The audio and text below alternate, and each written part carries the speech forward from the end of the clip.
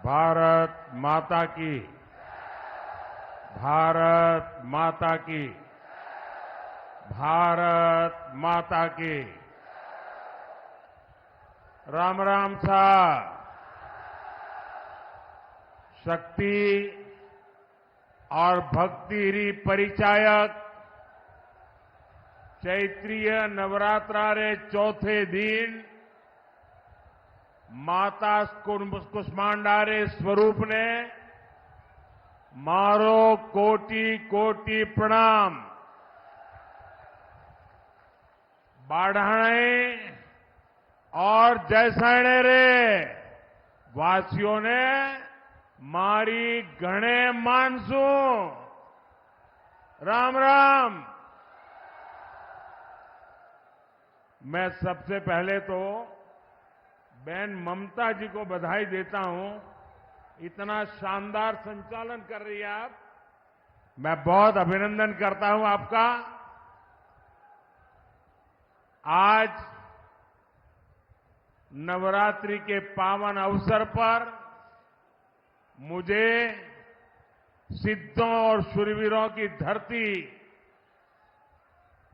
एक बार फिर आप सबके दर्शन करने का सौभाग्य मिला है। ये वो धरती है जिसके वीरों की कहानियां आज भी सीमा पर खौफ पैदा करती है। जिस रेगिस्तान की गर्मी में अच्छों की हिम्मत दम तोड़ देती है, वहां आपके हौसले के सामने गर्मी भी कुछ नहीं कर पाती। ये जन सैलाब, ये जन समर्थन बताता है बाड़मेर की जनता बीजेपी को भरपूर आशीर्वाद देने का संकल्प ले चुकी है। इस चुनाव में आपका एक एक वोट विकसित भारत की नींव मजबूत करेगा। ये चुनाव दल का नहीं, देश का चुनाव है। इसलिए आज पूरा देश कह रहा है 4 जून 400 पार। 4 जून और मालानी की यही पुकार। फिर एक बार, फिर एक बार, फिर एक बार। भाइयों और बहनों, बाड़मेर हमारी पार्टी के वरिष्ठ स्वर्गीय जसवंत सिंह जी का क्षेत्र है। यहां के लोगों ने हमेशा मुझे बोला है, मोदी जी आप देश के दुश्मनों को सबक सिखाओ, बाड़मेर जिताने की जिम्मेदारी हमारी। आप इस बार भी पहले से ज्यादा वोटों से बीजेपी को जिताएंगे, ये मेरा पक्का विश्वास है। साथियों, कांग्रेस पार्टी ने 5-6 दशक से ज्यादा देश पर हुकूमत की, लेकिन देश की कोई एक बड़ी समस्या ऐसी नहीं जिसका संपूर्ण समाधान कांग्रेस ने दिया हो।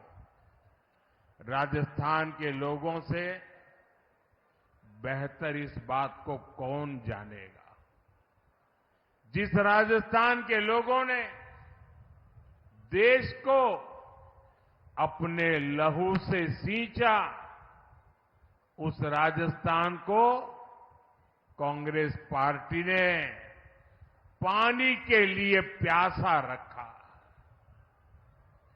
मेरी माताएं बहनें तपती गर्मी में रेतीले धोरों पर सिर पर घड़े रखकर कोस कोस चलकर पानी लेने जाती थी। हमारी बहनें यहां कहती थी, घी ढुले तो मारो कुछ न जासी, पानी ढुले मारो सब कुछ जासी। यानी पानी घी से भी ज्यादा मूल्यवान था। लेकिन 70 साल तक किसी ने इन माताओं बहनों की नहीं सुनी। जब आपने आपके बेटे मोदी को सेवा करने का मौका दिया, मैंने जल जीवन मिशन शुरू करके इस त्रासदी को खत्म करने का बीड़ा उठाया। जल जीवन मिशन से हमने राजस्थान के 50 लाख घरों तक पानी पहुंचाया है। लेकिन जितने दिन राजस्थान में कांग्रेस सरकार रही, उसने जल जीवन मिशन में भी जमकर भ्रष्टाचार किया। कांग्रेस ने राजस्थान तक पानी लाने के लिए ईआरसीपी परियोजना भी पूरी नहीं होने दी। वहीं हमारे भजनलाल शर्मा जी की सरकार ने 100 दिन के भीतर ही ईआरसीपी परियोजना को पास करवाया है। हरियाणा से पानी का समझौता भी हो गया है और हम लोग तो चाहे राजस्थान हो या चाहे गुजरात हो, हम लोग तो लाखा बंजारा को अपना आदर्श मानने वाले लोग हैं। हमारा संकल्प है कि हम राजस्थान के हर घर तक पानी पहुंचाएं। साथियों, कांग्रेस की सोच ही विकास विरोधी है। ये लोग देश के सीमावर्ती गांवों को देश के आखिरी गांव कहते हैं। ये लोग सीमावर्ती जिलों को, वहां गांवों को जानबूझकर विकास से वंचित रखते थे। और आप हैरान हो जाएंगे, क्यों रखते थे, क्या तर्क देते थे? ऑफिशियली बताते थे। वो कहते थे कि सीमा के पास विकास होगा तो दुश्मन देश के भीतर आकर कब्जा करने की संभावना बढ़ जाएगी। ये शर्म की बात है कि नहीं भाई? क्या हम इतने बुद्धिल हैं कि हम बढ़िया रास्ते बनाए तो दुश्मन उस पर चढ़ जाएगा? क्या बात करते हो? शर्म आनी चाहिए आपको। आप मुझे बताइए, किस दुश्मन के कलेजे में इतनी हिम्मत है कि वो बाड़मेर की सीमा में घुसकर कब्जा करने की सोचे?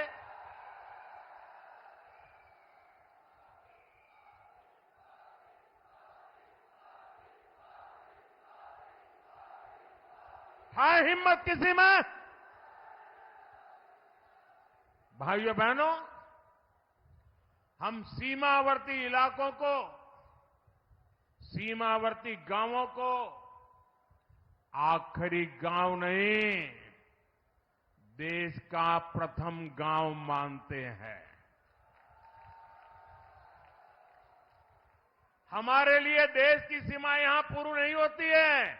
हमारे यहां से देश शुरू होता है। आज अगर देश में 4 करोड़ गरीबों को पीएम आवास मिले हैं, तो मेरे बाड़मेर को भी 2.25 लाख गरीबों को पक्के आवास का लाभ मिला है। भाजपा सरकार देश की आखिरी सीमा तक सड़कें और हाईवेज बना रही है। हमने बाड़मेर में मेडिकल कॉलेज भी खोला है। आज सीमावर्ती बाड़मेर में 72,000 करोड़ रुपए लागत की रिफाइनरी शुरू होने जा रही है। और मेरे बाड़मेर के भाई बहन सुनिए, अगर यहां कांग्रेस की सरकार न होती तो मेरे दूसरे टर्म में ही मैं आकर उद्घाटन कर जाता, लेकिन कांग्रेस ने ऐसे ऐसे रुकावटें डाली। लेकिन मैं आपको गारंटी देता हूं, मेरे तीसरे टर्म में मैं रिफाइनरी का उद्घाटन करने जरूर आऊंगा। और जिस दिन रिफाइनरी के उद्घाटन के लिए आऊंगा, उस दिन इस चुनाव विजय के लिए धन्यवाद भी करने आऊंगा। आने वाले समय में इस इलाके में रोजगार के अवसर पैदा होंगे, युवाओं के लिए नए रास्ते बनेंगे। मेरे बाड़मेर के भाई बहन जो पुराने लोग हैं, वो जब मेरी ये बात सुनते हैं तो उनको लगेगा या ये संभव है, ये होगा क्या? स्वाभाविक है कि ऐसी मुसीबतों में उन्होंने जिंदगी गुजारी है। यहां से पलायन होना बहुत स्वाभाविक था। मां बाप भी बच्चों को कहते थे, भाई कहीं और चले जाओ, यहां रह के क्या करोगे? वो दिन थे। ऐसा ही हाल कच्छ का था। मैं गुजरात का अनुभव बताता हूं आपको। कच्छ का भी हाल ऐसा ही था। लेकिन 2001 के भूकंप के बाद गुजरात के लोगों ने मुझे सेवा का मौका दिया। आज पूरे हिंदुस्तान का सबसे तेज विकास करने वाले जो जिले हैं, उसमें आज कच्छ जिला पहुंच गया है।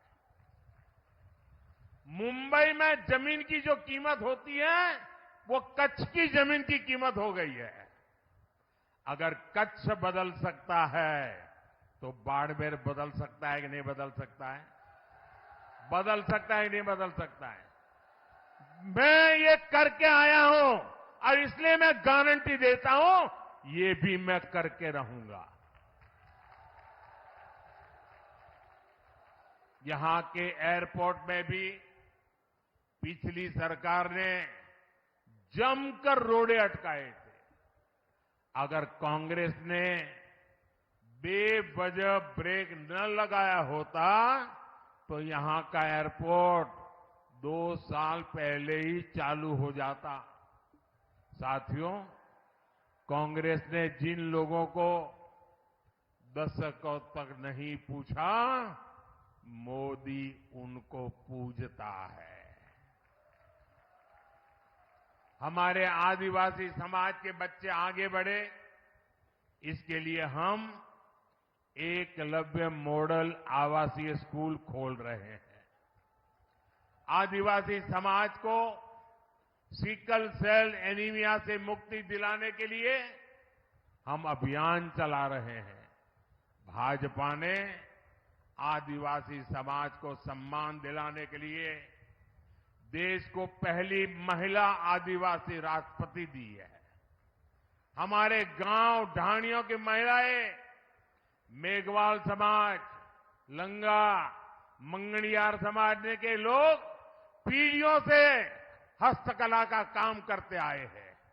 भाजपा ने पहली बार उन्हें आगे बढ़ाने के लिए पीएम विश्वकर्मा योजना शुरू की है। अपनी मेहनत से रेत में भी फसल उगाने वाले यहां के किसानों को भी कभी किसी ने नहीं सराहा। आज हम किसानों के सीधे उनके खातों में पीएम किसान सम्मान निधि भेज रहे हैं। किसानों की आय बढ़े, इसके लिए हम मोटे अनाजों को, श्री अन्न को पूरी दुनिया में प्रमोट कर रहे हैं। ये हमारा बाजरा कोई पूछता नहीं था, सिर्फ हम गांव के लोग खाते थे। आपको जानकर के खुशी होगी, अभी मैं जब अमेरिका गया तो अमेरिका ने राष्ट्रपति ने अपने घर में व्हाइट हाउस में बड़ा भोज रखा था, लेकिन मजा देखिए, उस भोज में जितनी चीजें खाने के लिए बनाई थी वो हमारे मोटे अनाज में से बनाई थी। हमारे बाजरे, हमारा ज्वार उसमें से बनाई थी। दुनिया में जो मेरा छोटा किसान पानी के अभाव में खेती करता है, मोटा अनाज पैदा करता है, मैंने दुनिया को समझाया है ये मामूली अनाज नहीं है, ये सुपर फूड है, सुपर फूड। आपकी सेहत के लिए उत्तम फूड है। और मैं दुनिया में आपके किसानों के द्वारा बनाई ये बाजरा ज्वार दुनिया में बेच रहा हूं। दोस्तों, मूंग का समर्थन मूल्य भी आज जितना है उतना कभी नहीं था। मोदी आपके सुख दुख में आपके साथ है, क्योंकि आपके सपने ही मेरे संकल्प है। साथियों, एससी, एसटी, ओबीसी भाइयों और बहनों के साथ दशकों तक भेदभाव करने वाली कांग्रेस आजकल एक पुरानी रिकॉर्ड बजा रही है। जब भी चुनाव आता है, संविधान के नाम पर झूठ बोलना ये इंडिया अलायंस के सब साथियों की फैशन बन गई है। वो कांग्रेस जिसने बाबा साहब के जीते जी उन्हें चुनाव हरवाया, जिसने बाबा साहब को भारत रत्न नहीं मिलने दिया, जो वो कांग्रेस जिसने देश में आपातकाल लगाकर संविधान को खत्म करने की कोशिश की, आज वो मोदी को गाली देने के लिए संविधान के नाम पर झूठ की आड़ ले रही है।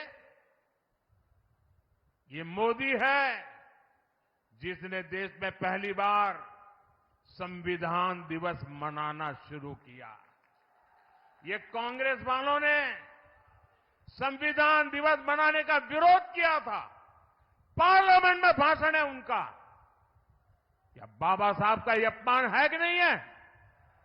संविधान का अपमान है कि नहीं है? इतना ही नहीं, ये मोदी है जिसने बाबा साहब से जुड़े पंच तीर्थों का विकास किया। इसलिए बाबा साहब और संविधान का अपमान करने वाले कांग्रेस और इंडिया अलायंस के झूठों से, उनकी गपबाजी से सावधान रहने की जरूरत है। और कांग्रेस वाले सुन लें, ये 400 सीट की बात देश की जनता ने इसलिए की है कि आपने 10 साल पार्लियामेंट में मुझे अच्छे काम करने के लिए रोकने की लगातार कोशिश की है। और इसलिए देश आपको, कांग्रेस को सजा देना चाहता है और साफ कर देने का मन बना लिया है। और जहां तक संविधान का सवाल है,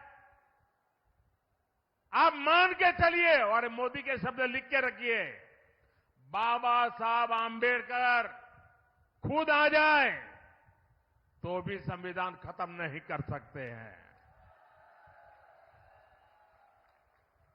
हमारा संविधान सरकार के लिए गीता है, रामायण है, महाभारत है, बाइबल है, कुरान है, ये सब कुछ हमारे लिए हमारा संविधान है।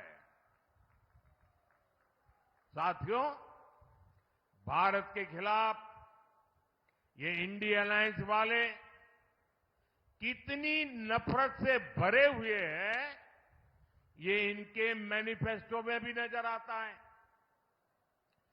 कांग्रेस के मैनिफेस्टो में तो बंटवारे की गुनहगार मुस्लिम लीग की छाप नजर आती है। अब इंडिया अलायंस में शामिल एक और दल ने देश के खिलाफ बहुत खतरनाक ऐलान किया है।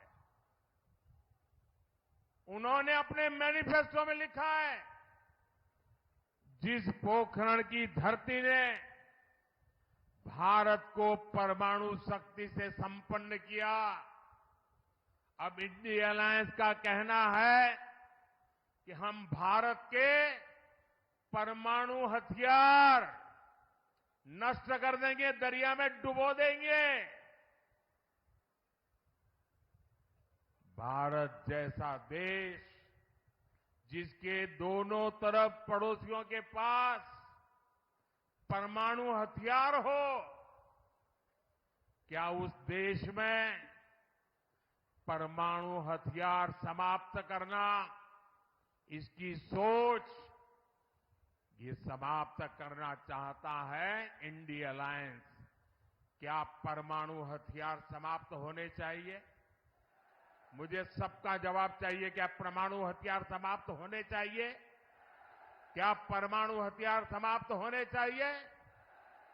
मैं जरा कांग्रेस को पूछना चाहता हूं, आपके ये साथी, ये आपके इंडिया अलायंस के साथी किसके इशारे पर काम कर रहे हैं? ये कैसा गठबंधन है जो भारत को शक्तिहीन करना चाहता है?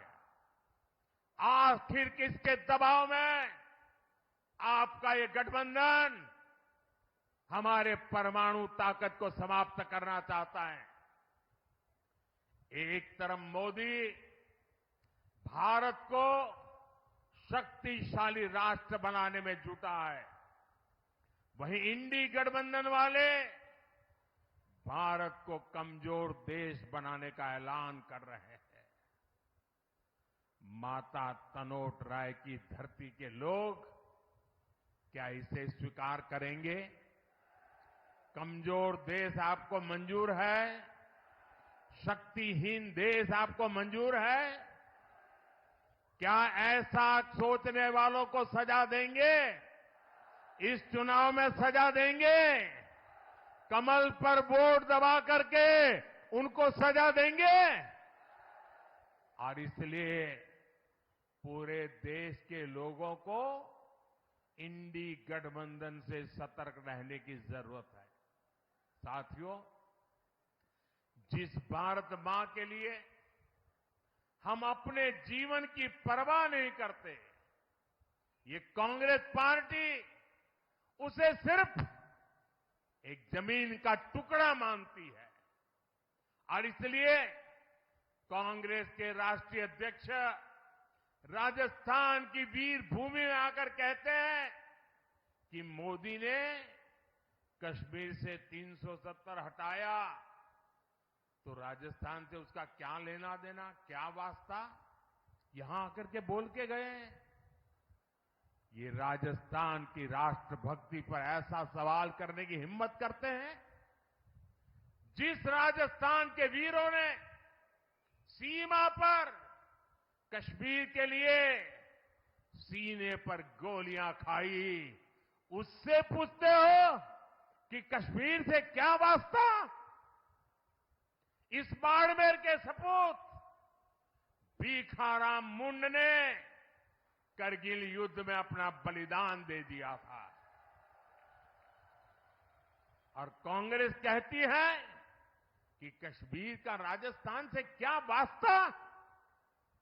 जिस राजस्थान में कश्मीर में जन्मे बाबू साहब रामदेव जी की घर घर पूजा होती हो।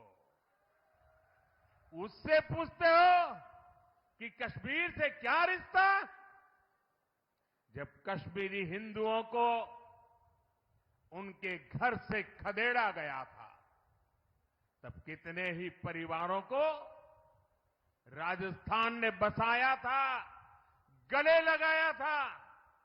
और ये पूछते हैं कि राजस्थान का कश्मीर से क्या वास्ता? अरे उनको पता नहीं होगा। करगिल के लोग ईरान गए थे और ईरान में कोविड की भयंकर महामारी में फंस गए थे। उनको वापस लाना था, कोविड के साथ लाना था। बड़ा संकट का काम था। उनको हिंदुस्तान ला करके कहां रखे? देश को जान करके गर्व होगा, ये मेरे राजस्थान की वीर भूमि है। जैसलमेर में ईरान से लाए गए कोविड के वो सारे लोग जो करगिल के रहने वाले थे, वहां वो माइनस टेम्परेचर में रहते हैं। यहां 35-40 डिग्री टेम्परेचर में महीना भर रहे। जब ठीक हुए तब राजस्थान ने उनको घर वापस भेजा था। ये है मेरा राजस्थान। कांग्रेस भारत को भाषा, प्रांत, जात पात में तोड़ना चाहती है। इसलिए आपको इस चुनाव में कांग्रेस को फिर एक बार सबक सिखाना है। साथियों, कांग्रेस हर उस काम का विरोध करती है जो देश हित में होता है। कांग्रेस हर उस ताकत के साथ खड़ी हो जाती है जो देश विरोधी होती है। आप देखिए, हम लोग देश में, राजस्थान में शक्ति की उपासना करते हैं, माता की उपासना करते हैं। लेकिन कांग्रेस के शहजादे कहते हैं कि वो हिंदू धर्म की शक्ति का विनाश कर देंगे। अरे मेरी माताओं बहनों की ताकत तुम नहीं जानते हो। किसी मर्द को आगे नहीं बढ़ाने पड़ेगा। ये शक्ति को नष्ट करने वालों को ये मेरी माता बहनें ही निपट लेगी। देश में राम मंदिर निर्माण का पुनीत पावन काम होता है, कांग्रेस उसका भी बहिष्कार करती है। और कांग्रेस करती क्या है? कांग्रेस रामनवमी की शोभा यात्रा पर राजस्थान में पत्थरबाजी करने वाले दंगाइयों को संरक्षण देती है। देश में घुसपैठिए आते हैं तो कांग्रेस उनका स्वागत करती है। लेकिन भारत विभाजन का विरोध करने वाले हमारे दलित और सिख भाई बहनों को नागरिकता देने वाले सीएए का ये विरोध करते हैं। मैं आपसे पूछता हूं, क्या कांग्रेस एक भी सीट राजस्थान से जीतने की हकदार है क्या? हकदार है क्या? एक भी सीट बचनी चाहिए क्या उनकी? इस बार तो उनकी सीटों की जमानत जानी चाहिए भाइयों। जाएगी? साफ कर दीजिए उनको, ये सुधरेंगे नहीं। साथियों, 26 अप्रैल को राजस्थान और देश के भविष्य के लिए एक बहुत बड़ा दिन है। और मैं रिफाइनरी के उद्घाटन के लिए जब आऊंगा तब आपको मैं याद कराऊंगा कि इसका महत्व क्या है। भारतीय जनता पार्टी ने बाड़मेर से कमल की जिम्मेदारी भाई कैलाश चौधरी जी को दी है। इसलिए आपको मोदी की गारंटी पर भरोसा करते हुए कमल पर बटन दबाने के लिए प्रार्थना करने आया हूं। आपके आशीर्वाद लेने आया हूं। मेरी माताएं बहनों के आशीर्वाद, मेरे नौजवानों के आशीर्वाद, मेरे बुजुर्गों के आशीर्वाद, धानी धानी मेरे किसान भाई बहनों के आशीर्वाद, यही मेरी ऊर्जा है, यही मेरी ताकत है। चाहे जितनी गर्मी हो, 26 अप्रैल को सुबह सुबह ही कमल का फूल खिलना चाहिए। खिलेगा? और इसलिए मेरा अनुरोध है, पहले मतदान फिर जलपान, पहले मतदान फिर अच्छा, मेरा एक और काम करोगे? जरा हाथ ऊपर करके बताइए, करोगे? सबके सब करोगे? माताएं बहनें भी करेगी? देखिए, पहले तो मैं राजस्थान में बहुत घूमा हूं, सब दूर जाता था, संगठन का काम करता था, इन सबके साथ कंधे से कंधा मिलाकर के काम किया है। लेकिन अब आपने इतना काम दिया है कि मैं सब जगह पे जा नहीं सकता हूं। तो मेरा एक काम करोगे? घर घर जाकर बताइएगा कि अपने मोदी बाड़मेर आए थे और मोदी ने आपको प्रणाम कहा है। मेरा प्रणाम पहुंचा दोगे? हर परिवार में मेरा प्रणाम पहुंचाओगे? हर माता बहन को मेरा प्रणाम पहुंचाओगे? हर बुजुर्ग को मेरा प्रणाम पहुंचाओगे? जब इन सबको मेरा प्रणाम पहुंचेगा ना, तो वो मन से मुझे आशीर्वाद देंगे और वो आशीर्वाद मुझे ऐसी ताकत देगा कि विकसित भारत का सपना पूरा करने के लिए मैं अपनी पूरी ऊर्जा लगा दूं। मेरे साथ बोलिए, भारत माता की, भारत माता की, भारत माता की। बहुत बहुत धन्यवाद।